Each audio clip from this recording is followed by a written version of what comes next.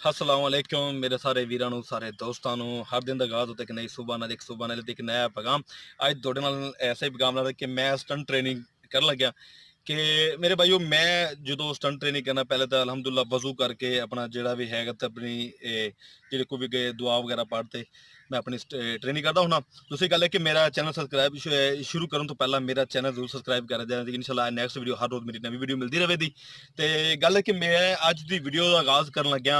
कि एक नवा स्टंट जो फट्टी लियांदी एक मैं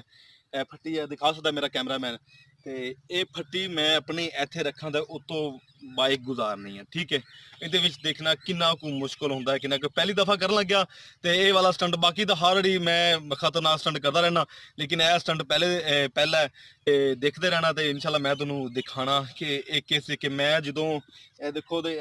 थले पै जावां दा ते ये मोटरसाइकिल मेरे उपर गुजर जाए दी कि मेरा जो मेरा नाल पार्टनर है वो दसदा है कि थोड़ा जा किवें आ ते इरफान भाई आया जी एक दफ़ा मैनू फट्टी रखे जो मैं हाँ जी मैं ऐसी कि लवा पैना है मेरा कैमरा में ऐसी कि कोई सेफ्टी नहीं कोई कुछ नहीं जनाब ते कोई चीज़ नहीं पाए ए तो फट्टी खींच जाए दी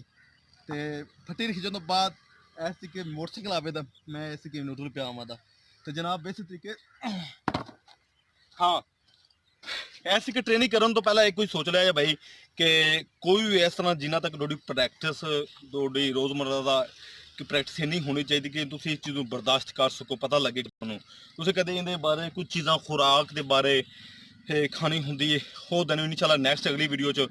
ट्रेनिंग किस तरीके करनी है वो भी दोनों इंशाल्लाह अगली वीडियो अज की वीडियो तो मेरा व्लॉग सिर्फ है कि मोटरसाइकिल तो किवें गानी। दूसरी वीडियो मैं बनानी है एक 125 मोटरसाइकिल है वो मैं गर्दन नाल रस्सा बांध के रोकना है। ठीक है, उनदे विच टोटल मेरी वीडियो सब कुछ रियल होंदा है कोई फेक नहीं होंदी जनाब। इंशाल्लाह दोनों मैं थोड़ी देर नूं 1 to 5 रोकना गर्दन नाल ते जनाब दोनों दिखाना।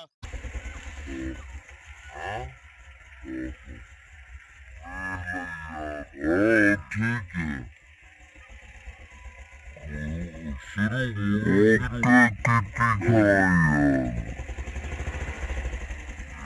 चल